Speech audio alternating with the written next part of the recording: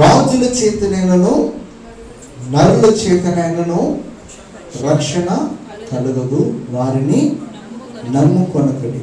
వారి ప్రాణము వెడలిపోను, వారు మట్టి పాలగుదురు, వారి సంకల్పములు నాడే నశించును. ఎక్కడ కూడా ఎవరి బలము చేత కూడా దేవుడు ఎవరికి కూడా జయాన్ని, ఎవరి జ్ఞానం చేత కూడా వారికి అంత గొప్ప కార్యాలు ఎక్కడ కూడా జరగలేదు. ఎవరైతే దేవుని ఆనుకున్నారో, ఎవరైతే దేవునికి సహాయం కోసం ఎదురు చూశారో, ఎవరైతే దేవునితో మంచి సహవాసంలో ఉన్నారో, వారి ద్వారానే దేవుడు ఘనమైన కార్యాలు చేసుకుంటూ వచ్చాడు. మన యొక్క శరీరానికి ఒక లిమిటేషన్ ఉంటుంది. ఆ లిమిట్ దాటితే మనము దాన్ని బేర్ చేయలేము. అంటే ఈ లోకంలో ఏ రాజు అయినా, ఏ అధికారి అయినా, ఏ శరీరైనా, ఏ నరుడైనా ఒక లిమిటేషన్ దాటి తను ఏ పని కూడా చేయలేడు. అయితే మన లిమిటేషన్ దాటి ఎక్స్ట్రాడినరీగా మనం వర్క్ చేయాలన్నా, మన ద్వారా ఒక అద్భుతము జరగాలన్నా, ఆ అద్భుతాన్ని జరిగించి దేవునికి సహాయం మనకు అందినప్పుడే మనం చేయగలం. రాజుల చేతనైనను నరుల చేతనైనను రక్షణ అనేది కలగదు. లోకంలో ఉన్నటువంటి ఏ మానవుడికైనా, ఏ శరీరికైనా ఆ పాప బంధకాల్లోంచి విడుదల రావాలంటే ఏ రాజు కానీ, ఏ బలవంతుడు కానీ, ఏ జ్ఞానవంతుడు కానీ ఏం చేసినా కూడా అవ్వదు. అది దేవుని వల్ల మాత్రమే అవుతుంది అని ఒక మన గ్రంథంలోనే కాదు కానీ నిజంగా దేవుని కోసం అన్వేషణ చేసినటువంటి చాలామంది తెలుసుకున్నటువంటి సత్యం ఏంటంటే, మాకు రక్షణ కలుగు చేయాలన్నా, మాకు జయాన్ని ఇవ్వాలన్నా, మేము ఆశీర్వదింపబడాలన్నా అది నీ వల్లేనే అవుతుంది కానీ అది ఎవరి వల్ల కాదు.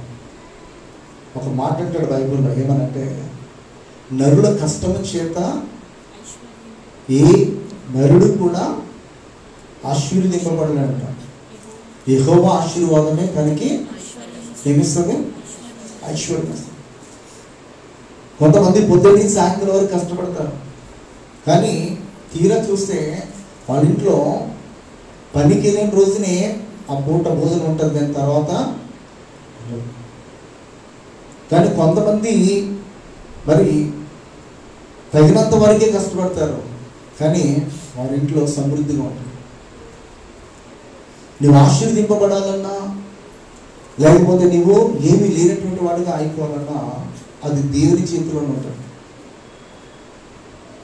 ఆ దేవుడు మనపై దయ చూపించాలంటే ఆ దేవునితో మనము గడిపి సహవాసం ఉంటా చూసారా, ఆ సహవాసం సరైనప్పుడు దేవుడు మనను ఆశీర్వదిస్తాడు. యెషయా గ్రంథము, ఐగుప్తీయులు మనుషులే కానీ దేవుడు కారు. ఐగుప్తీయుల గుర్రములు మాంసమయములే కానీ ఆత్మ కావు. యెహోవా తన చేయి చాపగా సహాయము చేయవాడు జోగును, సహాయము పొందువాడు పడును, వారందరూ కూడి నాశనమవుతారు. హల్లెలూయా. ఇక్కడ మరి యెహోవా చెప్తున్నాడు అన్నమాట, ఏమనంటే ఐగుప్తులందరూ కూడా మనుషులే కానీ దేవుడు కాదు. ఐగుప్తుల గుర్రములన్నీ కూడా మాంసమయములే కానీ ఆత్మ కాదు. దేవుడు ఆత్మ అనే పదాన్ని మీరు గుర్తుపెట్టుకోండి. ఐగుప్తులందరూ కూడా దేవుళ్ళు కారని చెప్పి దేవుడు అంటున్నాడు, వారి గుర్రాలన్నీ కూడా ఏమనంట మాంసమయములే కానీ ఆత్మ.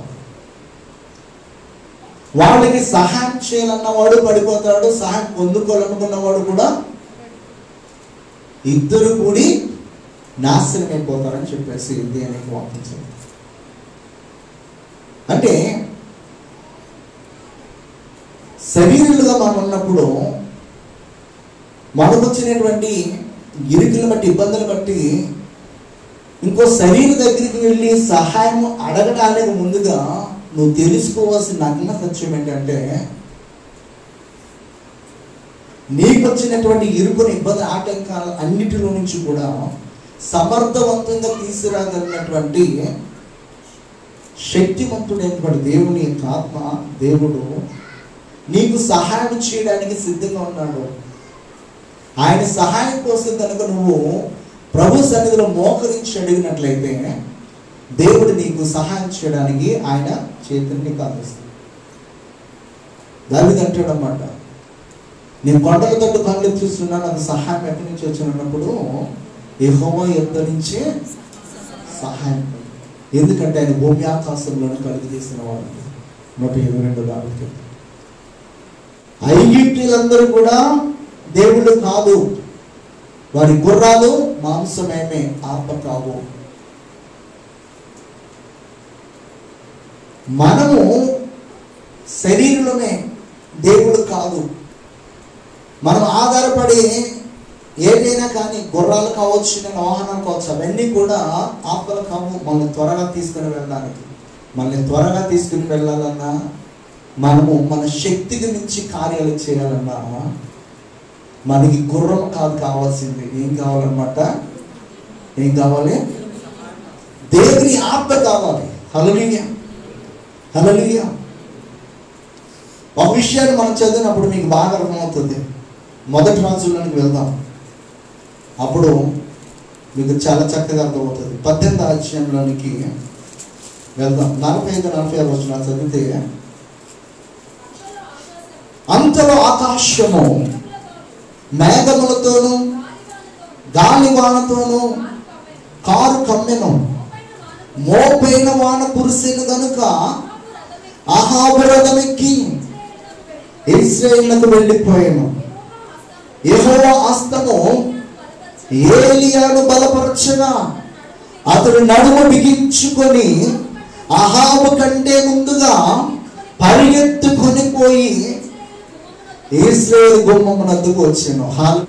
అంటే నీకు సహాయం చేయడానికి దేవుడు తన శక్తి చేత నిన్ను నింపి, తన ఆత్మ చేత నిన్ను నింపి, తన జ్ఞానం చేత నిన్ను నింపి, నీ శక్తికి, నీ జ్ఞానానికి మించినటువంటి కార్యాలు నీ ద్వారా చేయించడానికి ఆకాశం ముందు ఆయన ఏం చేస్తున్నాడన్నమాట?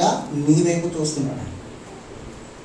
అయితే నీవు ఆయన ఆధారం చేసుకోకుండా దగ్గరలో ఉన్నవాడిని ఆధారం చేసుకుని వారి వద్దకు వెళ్ళి వారిని నువ్వు సహాయం అడిగితే కొన్నిసార్లు ఏమవుతుందంటే అవమానం ఎదురవుతుంది, నిందలు ఎదురవుతాయి, పరాజయాలు ఎదురవుతాయి. నీ తండ్రి సమర్థుడు, నీ తండ్రి దగ్గర దొరకనటువంటిది ఏదీ లేదు అన్నప్పుడు నీ తండ్రిని అడగడం మానేసి పొరుగింటోని అడిగితే మంచిగా ఉంటుందా? అది ఉంటుందా? అది సరైన ఆలోచనేనా? ప్రతి దానికి కూడా మన దేవుని యొద్ద మనకి ఏం దొరుకుతుందంటే సొల్యూషన్ దొరుకుతుంది, సమాధానం దొరుకుతుంది. ఇక్కడ అహాబు రథం మీద వెళ్ళినప్పటికీ కూడా ఇశ్రాయేలుకి ఆయన వెళ్ళక మునిపే ఏలియా తనకంటే ముందుగా వెళ్ళాడు. అందుకే ఇక్కడ అంటున్నాడు, ఐగుప్తీయులందరూ కూడా దేవుళ్ళు కారు, వారి యొక్క గుర్రములన్నీ కూడా మాంసమయములే, ఆత్మకం. హల్లెలూయా. దేవుని యొక్క ఆత్మ మన మీదకి వచ్చినప్పుడు, దేవుని యొక్క సహాయం మనకి దొరికినప్పుడు, దేవుని యొక్క హస్తము, దక్షిణాస్తము మనకు తోడుగా ఉన్నప్పుడు మనం వెళ్ళవలసిన ప్రాంతానికి అందరికంటే ముందుగానే మనల్ని దేవుడు తీసుకెళ్ళాలి. మనము ఎవరిని ఆధారం చేసుకోవాలన్నమాట? ఎవరిని ఆధారం చేసుకోవాలి? దేవుణ్ణి ఆధారం చేసుకోవాలి. దేవుని సహాయం కోసమే మనము ఎదురు చూడాలి. యెషయా గ్రంథంలో 40వ అధ్యాయంలో 29 నుంచి మనం చదువుదాం కొన్ని మాటలు. సొమ్మసిల్లిన వారికి బలమిచ్చువాడు ఆయనే, శక్తిహీనులకు బలాభివృద్ధి కలుగించేవాడు ఆయనే. బాలురు సొమ్మసిల్లుదురు అలిదురు, యవనస్తులు తప్పక తొట్టిల్లుదురు. యెహోవా కొరకు ఎదురు చూసువారు నూతన బలము పొందుదురు. వారు పక్షిరాజుల వలె రెక్కలు చాపి పైకి ఎగురుదురు. అలయక పరిగెత్తుదురు, సొమ్మసిల్లక నడిచిపోదురు. హల్లెలూయా, హల్లెలూయా.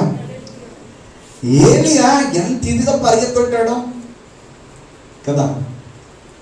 మనం ఇక్కడి నుంచి ఆ రోడ్డు వరకు పరిగెడితే ఏమొస్తుంది? మనకి ఏమొస్తుంది? ఆయాసం వస్తుంది. పరిగెత్తలేం మనం. కానీ ఏలియా పరిగెత్తాడంటే అది తన శక్తి ద్వారా జరిగిందా? ఎవరి శక్తి అనమాట? దేవుని శక్తి. హల్లెలూయా, హల్లెలూయా. ఎందుకు ఈ మాటలు చెప్తున్నానంటే, మనము మనల్ని ఆధారం చేసుకున్నప్పుడు మనకి ఒక సర్టెన్ లిమిట్ వరకే మనము పని చేసి అక్కడితో ఆగిపోతాం. అక్కడి నుంచి ముందుకు కదలదు మన బండి. అదే దేవుని యొక్క సహాయంతో మనము ఆరంభిస్తే అప్పటి వరకు బలహీనమైన మనము, అప్పటి వరకు కూడా లేవలేని స్థితిలో ఉన్నటువంటి మనము, దేవుని యొక్క ఆత్మ, దేవుని యొక్క దక్షిణాస్తం మనకి ఎప్పుడైతే తోడుగా వస్తుందో వెంటనే మన శరీరంలో ఏమొస్తుంది అనమాట? ఎనర్జీ అనేది జనరేట్ అవుతుంది. లాస్ట్ వీక్ నేను చెప్తున్నప్పుడు నా సాక్ష్యం గురించి చెప్పాను మీకు. 2 దినాలు నేను కంప్లీట్ ఫాస్టింగ్ ఉన్నప్పుడు 3వ రోజున నా నోట్లోంచి మాట రావట్లేదు. నోట్లోంచి మాట రావట్లేదంటే ఆ టైంలో ఎవడైనా నన్ను పరిగెత్తమంటే నేను పరిగెడతానా? ఓపు ఉంటుందా? కానీ ఆ సమయంలో దేవుని యొక్క అభిషేకము, ఆ యొక్క పరిశుద్ధాత్మ దేవుడు ఎప్పుడైతే నా మీదకి వచ్చాడో అప్పుడు నా మాట తీరంగా మారిపోయింది. ఆ రోజు సాయంకాలంతో నేను ఫాస్టింగ్ కంప్లీట్ చేద్దాం అనుకున్నామని ఆ నెక్స్ట్ డే కూడా ఏం చేశాను అనమాట, కంటిన్యూ చేసి చర్చిలో సాక్ష్యం చెప్పి అప్పుడు వచ్చింది. అంటే టోటల్గా 3.5 days వితౌట్ వాటర్. 3వ రోజున ఓపిక లేదు అనుకున్న నాకు దేవుని ఆత్మ నాపైకి వచ్చినప్పుడు నేను శక్తిని పొందాను. ఈ రోజున ప్రతి ఒక్కరు కూడా దేవుని యొక్క పరిశుద్ధాత్మ గురించి తెలుసుకోకపోయినా, ఆ పరిశుద్ధాత్మ దేవుని చేత మనము నింపబడకపోయినా మనము నిజమైనటువంటి క్రైస్తవులకు పిలవడం. అందుకే చెప్పాను నేను గతించిన 2 వారాల నుంచి ఇదే టాపిక్. ఆత్మచేత నింపబడకపోతే నీవు దేవుని సొత్తుగా మార్చబడవు. ఆత్మచేత నింపబడకపోతే దేవునికి కుమారుడు కుమార్తెగా పిలవడు. ఆత్మచేత నింపబడకపోతే దేవుని శక్తిని నువ్వు పొందుకోలేవు. నీ శక్తికి మించినటువంటి కార్యాల్లో నువ్వు చేయాలంటే దేవుని యొక్క ఆత్మ మనకి, దేవుని యొక్క సహాయం మనకి దొరకాలి. శక్తిహీనులను బలాభివృద్ధి కలుగుచేవాడు ఆయనే, సొమ్మసిల్లిన వారికి బలమిచ్చేవాడు ఆయనే. 2వ కొరింథీయులకు రాసిన పత్రికలో 12వ అధ్యాయము, అందుకు నా కృప నీకు చాలును, బలహీనత యందు నా శక్తి పరిపూర్ణమగుచున్నదని ఆయన నాతో చెప్పాను. కాగా క్రీస్తు శక్తి నా మీద నిలుచుండే నిమిత్తము విశేషముగా నా బలహీనత యందే బహు సంతోషముగా అతిశయపడుదును. హల్లెలూయా. అపోస్తలుడైన పౌలు ఏమన్నాడు తెలుసా? నేను ఇప్పుడు బలహీనుడు అయిపోయాను అనుకుంటున్నాను. ఆ సమయంలో బలవంతుడైనటువంటి క్రీస్తు యొక్క శక్తి ఎవరి మీదకి వస్తుందంట? అపోస్తలుడైన పౌలు మీద. అపోస్తలుడైన పౌలు యొక్క ఉద్దేశం ఏంటంటే, నేను ఇంత ఘనమైన పరిచయం చేసేదానికి గల కారణం ఏంటంటే క్రీస్తు యొక్క శక్తి నాకు ఉంది కనుక నేను చేయగలుగుతాను. క్రీస్తు యొక్క ఆత్మ నాపై ఉన్నది కనుక నేను చేయగలుగుతాను. క్రీస్తు యొక్క సహాయం నాకు అందుతుంది కనుకనే నేను ఇన్ని ఆత్మలను సంపాదించగలుగుతాను. ఇప్పుడు ఆలోచన చేస్తే మనంతట మనము ఎన్నిసార్లు ఎన్ని చేసినా కూడా ప్రణవం ఏ పని అంటే దేవుని పని అస్సలు దేవుని పని జరగాలంటే దేవుని యొక్క ఆత్మ, దేవుని యొక్క సహాయము, దేవుని యొక్క శక్తి మనకు తోడుగా లేకపోతే మనము ఒక్క ఆత్మను కూడా మనం రక్షించాం. ఒక్క ఆత్మను కూడా రక్షించాం. నువ్వు చేసే ప్రతి పని దేవునికి సహాయం చేత జరిగితే ఆ పనిలో నువ్వు చాలా చాలా ఆశీర్వాదం చూడాలి.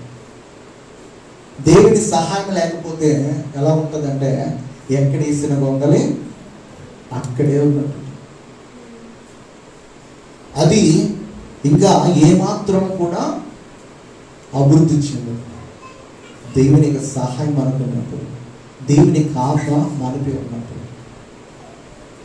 దేవుని శక్తి మనకి తోడు ఉన్నప్పుడు మనము మన శక్తికి మించినటువంటి కార్యాలు మనము చేయాలి.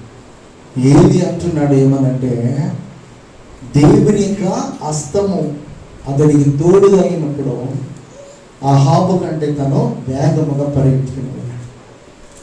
ఇక్కడ పౌలు అంటున్నాడు దేవుని యొక్క శక్తి నాపై ఉన్నప్పుడు నేను అనేకమైన ఘనమైన కార్యాలు చేసి మరి చాలా మందిని ప్రభువుని త్రిప్పగలుగుతున్నాను చెప్పేసి, మరి నేను ఎప్పుడు బలహీనుడనో అప్పుడే బలవంతుడు ఉండటానికి దేవుని శక్తి నాపై ఉంటుంది అని చెప్పి తన యొక్క మాటల ద్వారా మనం తెలుసుకోవచ్చు. నేనెప్పుడు బలహీనుడనో అప్పుడే బలవంతుడును గనుక క్రీస్తు నిమిత్తము నాకు కలిగిన బలహీనతల్లోనూ, నిందల్లోనూ, ఇబ్బందుల్లోనూ, హింసల్లోనూ, ఉపద్రవంలోనూ నేను సంతోషించుచున్నా. దేవుని యొక్క సహాయము తనకి అందుతుందనే విశ్వాసము తను ఎలా నడిపిస్తుందంటే ఇరుకుల్లో, ఇబ్బందుల్లో, ఆటంకాల్లో, నిందల్లో, దెబ్బలు తింటున్నప్పుడు అన్ని వేళ్ళ కూడా ఆ ఆత్మ తన్ని ఆనందింపజేస్తుంది. ఏం చేస్తుంది? ఆనందింపజేస్తుంది. దేవుని యొక్క ఆత్మ చేత మనం నింపబడితే ఈ లోకంలో వచ్చే శ్రమను చూసి మనం భయపడము, దిగులు పడము, నిరాశ నిస్పృహంలో ఏడుస్తూ కన్నీరు కారుస్తూ నా బ్రతుకు అయిపోయింది ఇంకా అని చెప్పేసి ఇంకా డిప్రెషన్లోనికి పోము. పౌలు శీలని బంధించి ఎలా బంధించారు వాళ్ళని? ఇనప సంఖ్యలు వాళ్ళకి వేసినాయి. ఇనప సంఖ్యలు వేసి శరసాల్లో వేస్తే మరి అర్ధరాత్రి వరకు ఏం చేస్తున్నారు? వీళ్ళు ప్రభుని గణపరుస్తున్నారు. అపోస్తలుడైన పౌలు పైన ఎవరి శక్తి ఉందంటే క్రీస్తు యొక్క శక్తి నుంచి. నేను ఎప్పుడు బలహీనుడనో అప్పుడు నన్ను బలపరచడానికి ఆయన శక్తి నా మీద బాగా పనిచేస్తుందని చెప్తాడు. ఈ రోజున ఇక్కడ నిలబడి నేను కూడా ఎన్నో సందర్భాల్లో బలహీనమైన సందర్భాలు ఉన్నాయి. కానీ ఆయా సందర్భాల్లో దేవుడు విడిచిపెట్టలేదు కనుకనే ఈ రోజున ఈ మినిస్ట్రీ ఇలా ఉంది. స్టార్ట్ చేసిన 1.5 yearకి మేము ఉంటున్న ఇంట్లో మరి అక్కడే స్టార్ట్ చేస్తే ప్రాబ్లం వచ్చింది. ఇంకా అక్కడ నడపకూడదని చెప్పేసి కంప్లైంట్స్ వచ్చింది. వెతికితే ప్లేస్ దొరకట్లే, ఎక్కడ కూడా రెంట్కి ఇవ్వట్లే.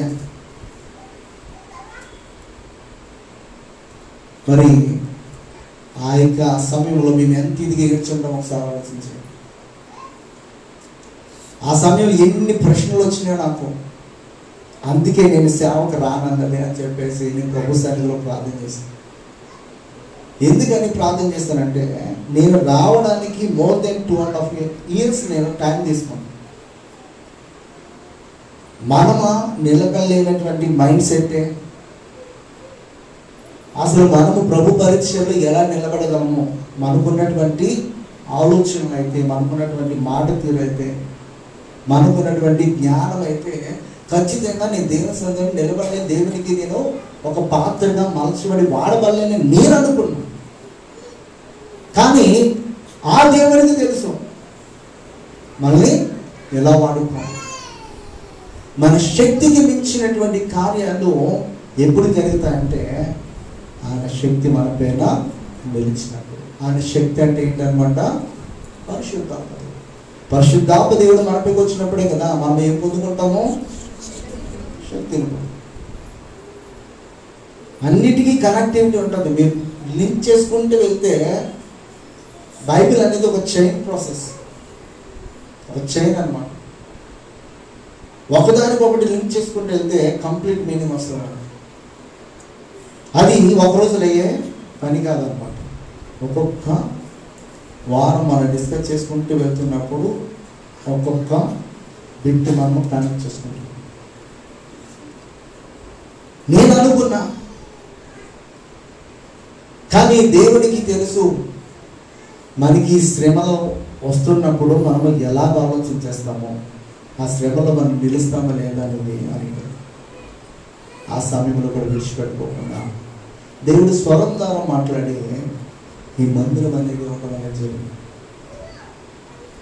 ఇక్కడికి వచ్చినప్పుడు ఎన్ని శ్రమలు అంటే వచ్చిన వాళ్ళు చాలా మంది అలా అలా వెళ్ళిపోతారు. నాకు ముందుగానే చూపించాడు దేవుడు. పాత బ్యాచ్లో అందరూ ఆల్మోస్ట్ వెళ్ళిపోతారు. కోవిడ్ బిఫోర్ వచ్చిన బ్యాచ్ అంతా కూడా వెళ్ళిపోతున్నట్టుగా కనిపిస్తుంది. కానీ అయినా కూడా నేను సంతోషంగా గడుపుతున్నాను, అయినా సంతోషంగా ఉన్నాను. ఆ సంతోషం ఏంటంటే ఆ తర్వాత ఒకళ్ళు వెళ్ళిపోతే ఇంకొకళ్ళు అలా దేవుడు తీసుకొస్తూనే ఉన్నాడు. ఇది నా ఒక్కడికే కాదు, మా సంఘంలో ఒక అబ్బాయి అన్నాడు, సుధాకర్ అని. మీరు కూర్చున్న కుర్చీలన్నీ ఆయన పన్నాయి, ఈ కుర్చీలన్నీ కూడా ఆయన పన్నాయి. ఆ అబ్బాయి కూడా ఇదే దర్శనం కనపడింది. అన్న సంఘంలో ఆల్మోస్ట్ అందరూ కూడా పాత బ్యాచ్ అంతా కూడా ఖాళీ అయిపోతుందన్న, ఎవరో ఒకళ్ళు ఇద్దరు కంటే ఎక్కడ కనపడుతుంది, కానీ నువ్వు చాలా సంతోషంగా కనపడుతున్నావు, ఎక్కడ కూడా దిగులు లేదన్నా నీకు అని. ఈ విషయాన్ని ఎప్పుడు చెప్పానంటే 4 years బ్యాక్. ఎందుకు ఈ మాటలు చెప్తానంటే దేవుడు మనకి జరగబోయే సంగతులను మన ఒక్కడికే కాదు కానీ మనతో చుట్టూ ఉన్న వాళ్ళు కొద్దిమందికైనా మన ఆత్మీయులకు ఆత్మలో మనతో సహవాసం ఉన్నటువంటి వారికి కొద్దిమంది చూపిస్తారు. అలా దేవుడు ఎక్కడ కూడా నువ్వు బలహీనపరచిన. కోవిడ్ టైంలో నేను అనుకున్నాను, నాకు ఇచ్చిన వెహికల్ కూడా అమ్మేస్తే బెటర్ ఏమో అనుకున్నాను పోగలి. ఎందుకంటే సంఘం లేదు, ఎక్కడ ప్రేయర్ జరగట్లేదు, తీరా ఇది కొన్నాము ఏంట్రా పరిస్థితి అని చెప్పేసి రకరకాల ఆలోచన.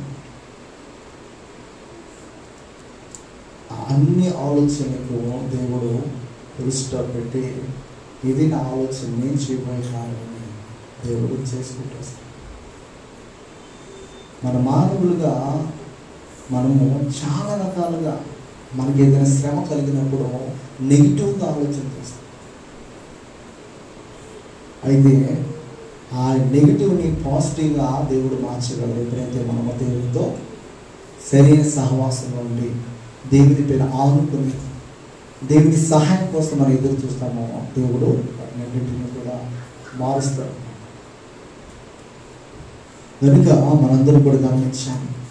అపోస్తలుడైన పౌలు అంటున్నాడు ఏమనంటే, నీ శక్తి నా మీద నిలిచినది కనుక నేను బలహీనుడైనప్పటికీ కూడా బలవంతుడుగా అవుతున్నాను. నిరీక్షణ ఎట్టిదో పరిశుద్ధులతో ఆయన స్వాస్థ్యం యొక్క మహిమేశ్వరం ఎట్టిదో ఆయన క్రీస్తునందు వినియోగపరిచిన బలాతిశయమును బట్టి విశ్వసించు మన యందు ఆయన చూపుచున్న తన శక్తి యొక్క అపరిమితమైన మహాత్మ్యం ఎట్టిదో. హల్లెలూయా. ఎవరి శక్తి అన్నమాట? దేవుని శక్తి. ఎవరి యందు నిలుస్తుందన్నమాట? ఎవరైతే నిలిచి ఉంటారో, ఎవరైతే ఆయన పిలుపుకు లోబడతారో, ఎవరైతే ఆయన స్వాస్థ్యముగా పిలువబడతారో వారి యందు దేవుని యొక్క శక్తి నిలిచి ఉంటుంది. ఆ శక్తి ద్వారానే మనము ఈ లోకంలో ఘనమైన కార్యాలు చేద్దాం. ఘనమైన కార్యాలు జరిగిన తర్వాత ఇదంతా నా వల్ల అయిందని చెప్పేసి మనకి ఆపాదించుకుంటే ఉన్నది ఆయన తీస్తాడు. చాలా మినిస్ట్రీస్ ఎదిగిన తర్వాత వెళ్ళిపోవడానికి గల కారణం ఏంటి తెలుసా? ఇది నా వల్ల జరిగింది అని ఆయనలో ఉన్నటువంటి క్రీస్తుని మర్చిపోయి వాళ్లకు ఆ మహిమను రావాలని, ఆ ఘనత రావాలని, ఆ కీర్తి ప్రతిష్టలు రావాలని చాలామంది నా అనే దానికి వెళ్ళిపోతారు. బైబిల్ గ్రంథంలో ఒక రెఫరెన్స్ చూపిస్తాను మీకు చాలా చక్కగా అర్థమవుతుంది. దానియేలు పుస్తకంలోకి వెళ్దాం.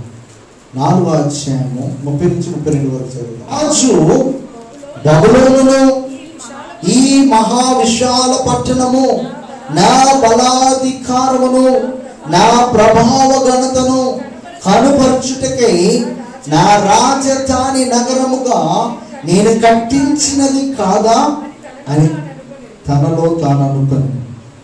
చదవమ్మా.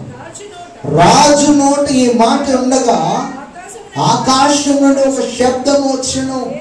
ఏదనగా, రాజుగా నెబుకద్నెజరు, ఇదే నీకు ప్రకటన, నీ రాజ్యం నీ యొద్ద నుండి తొలగిపోవును, తమ యొద్ద నుండి మనుషులు నిన్ను తరిమెదరు, నీవు అడవి జంతువుల మధ్య నివాసము చేయొచ్చు, పశువుల వలె గడ్డి మేకు, సర్వోన్నతుడగు దేవుడు మానవుల రాజ్యము పైన అధికారి అయి ఉండి తానెవనికి తాను అనుగ్రహింప నిశ్చయించునో వానికి అనుగ్రహించని నీవు తెలుసుకుని వరకు. హల్లెలూయా. ఏమన్నాడు ఇక్కడ? సర్వోన్నతుడైన దేవుడు ఆయన నిర్ణయించుకున్న రీతిగా తను ఎవరికైతే ఆ రాజ్యాన్ని ఇవ్వాలని ఆయన ఆశపడుతున్నాడో ఆయన వారికి అనుగ్రహిస్తాడనే సత్యాన్ని నువ్వు తెలుసుకునేంత వరకు కూడా నీవు పశువు లేక గడ్డి మేస్తామని చెప్పాడు. ఇప్పుడు అర్థమైందా? నెబుకద్నెజరుకి ఎవరిచ్చాడు దేశాలన్నీ? ఎవరిచ్చాడు? దేవుడే ఇచ్చాడు. నరేంద్ర మోడీకి అధికారం ఎవరిచ్చాడు? దేవుడే ఇచ్చాడు. ఇశ్రాయేల్ ప్రజల్ని దేవుడు అనేక సార్లు ఫిలిస్తీన్ల అండర్లోనికి తీసుకుని వెళ్ళిపోయి వాళ్ళ కింద నల్లగొట్టేసేవాడు. ఎందుకు నల్లగొట్టేసేవాడు అంటే, బాగున్నప్పుడు వీళ్ళు ఇష్టానుసారమైన క్రియలు చేశారు. ఎక్కడ పడితే అక్కడ బలిపీఠాలు కట్టేసి అన్ని దేవతలకు బలి అర్పిస్తూ ఆయన్ను మరచిపోయి ఇష్టానుసారంగా అన్ని కార్యాలు చేసుకుంటూ వచ్చారు.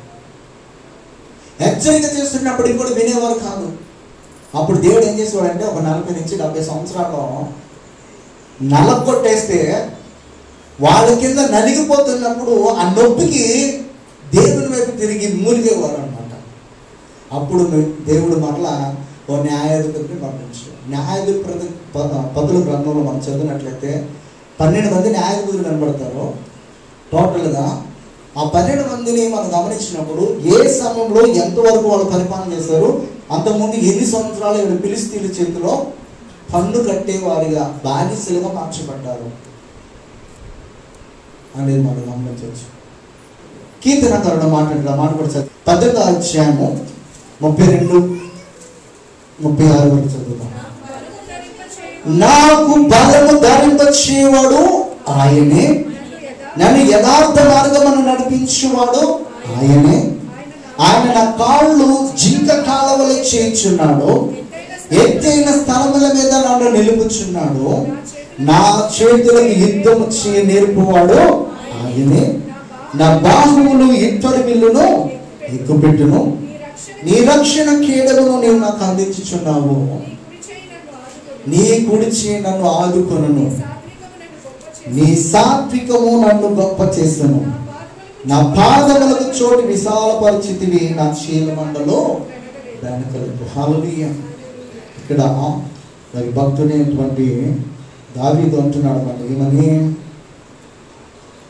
నీవు తప్ప నాకు బలము ధరింపచేవారు ఎవరునూ లేరు, యథార్థ మార్గమును నడిపించేవాడు లేరే.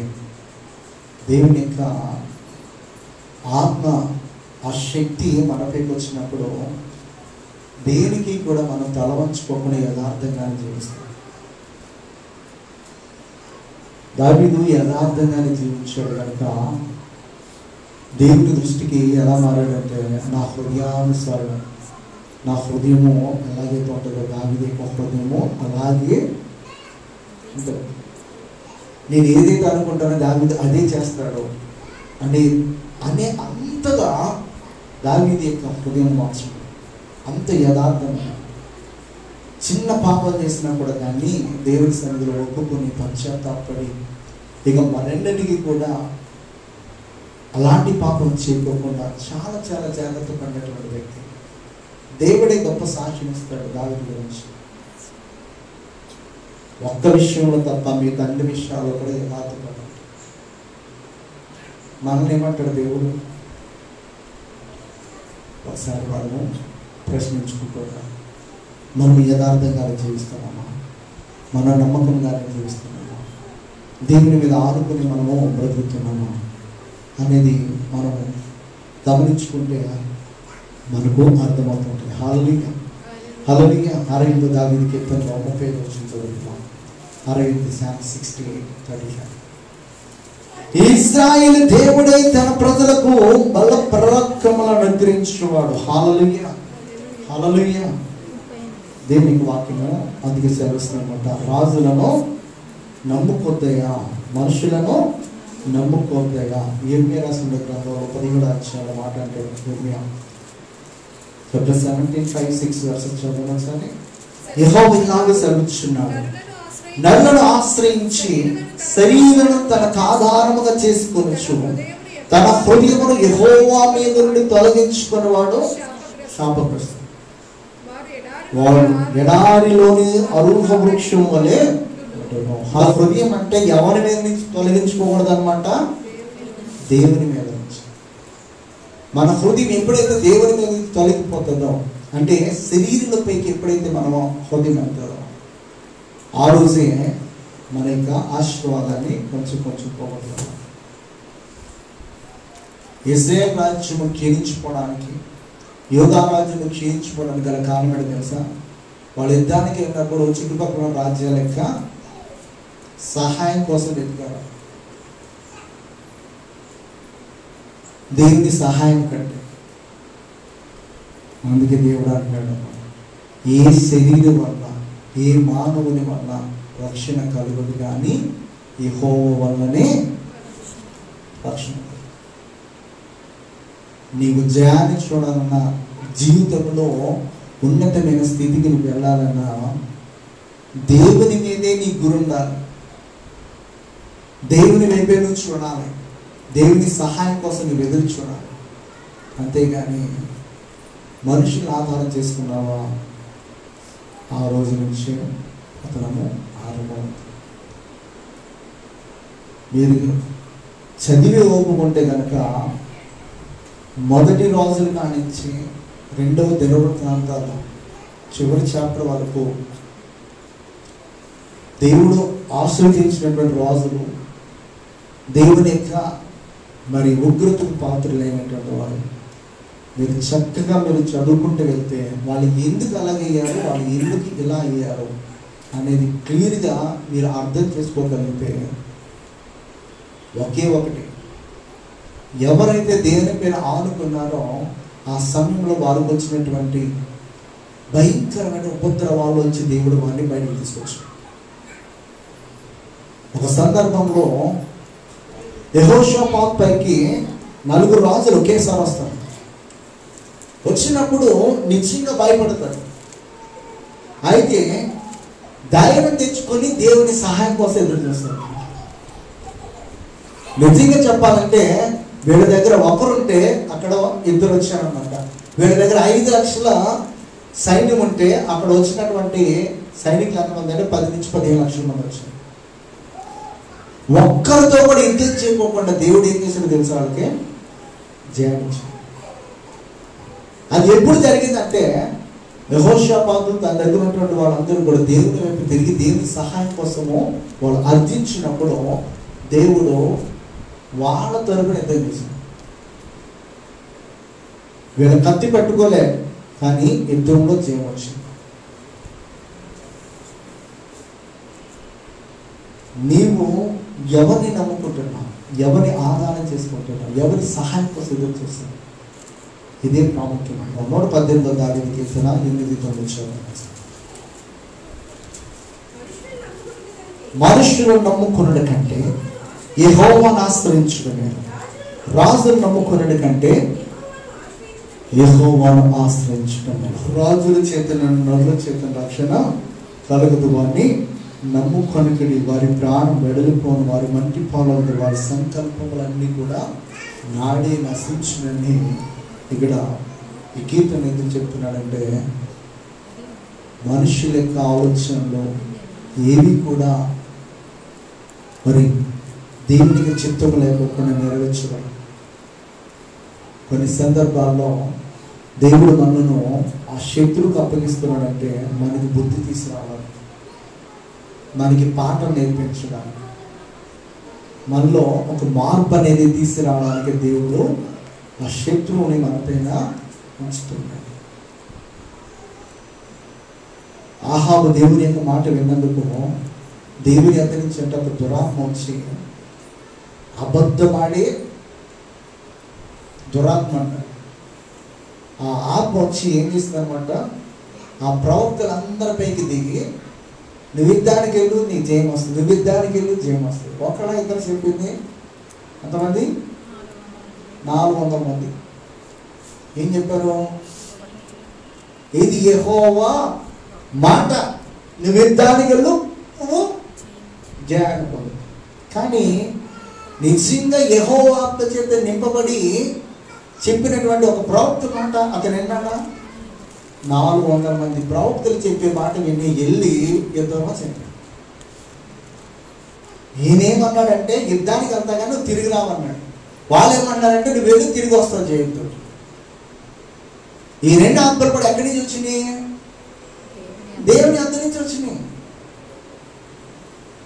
అబద్ధమాడే ఆత్మగా ఎవరు వచ్చారంటే ఇంకొక దూత వచ్చింది.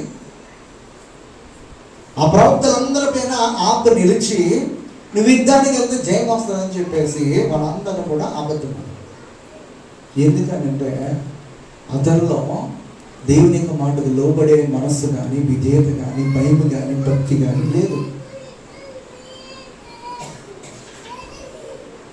మన పైన ఉండే అధికారులు కానీ, రాజకీయ నాయకులు కానీ అందరూ కూడా మంచివాళ్ళుగా ఉండాలి, మనకి మంచి పరిపాలన అందించాలంటే మన ముందు మంచివాళ్ళుగా మారి దేవుని విధేయత చూపించి భయభక్తి కలిగి మనం ఎప్పుడైతే జీవిస్తామో దాన్ని బట్టి మనకి ఇచ్చినటువంటి నాయకుల హృదయాన్ని కూడా దేవుడు మార్చేస్తారు మనకు అనుకోవాలి. వాళ్ళు కొట్టినా కానీ ఏం చేసినా కానీ మనకి కొన్నిసార్లు బుద్ధి తేవడానికి దేవుడు కార్యం చేస్తాం. అయితే ఇక్కడ మనం నేర్చుకోవాల్సింది ఏంటంటే నరుల చేత, రాజుల చేత మనకు రక్షణ కలుగదు, కానీ వాళ్ళని కలుగు చేసిన దేవుని చేత మనకి. ఎందుకంటే ఏ నరుడు కూడా దేవుడు కాదు, ఏ గుర్రము కూడా ఆత్మ కాదు. దేవుని చేత, దేవుని ఆత్మ చేత మన శక్తిని పొందుకొని మన శక్తికి మించినటువంటి కార్యాలు మనము చెయ్యాలి అంటే దేవుని సహాయం మనకు ఉండాలి, దేవుని సహవాసం మనం ఉండాలి, దేవుని ఆత్మ చేత మనము నింపబడాలి. కనుక మనకు బలాన్ని ఇచ్చేవాడు ఆయనే, మనకి విజయాన్ని ఇచ్చేవాడు ఆయనే, మనకి రక్షణ కలిగించేవాడు ఆయన. కనుక ఆయన కొరకు మనము మరి ఎదురు చూద్దాం. అటువంటి కృప దేవుడు మనకు అనుగ్రహించును గాక. ఆమేన్.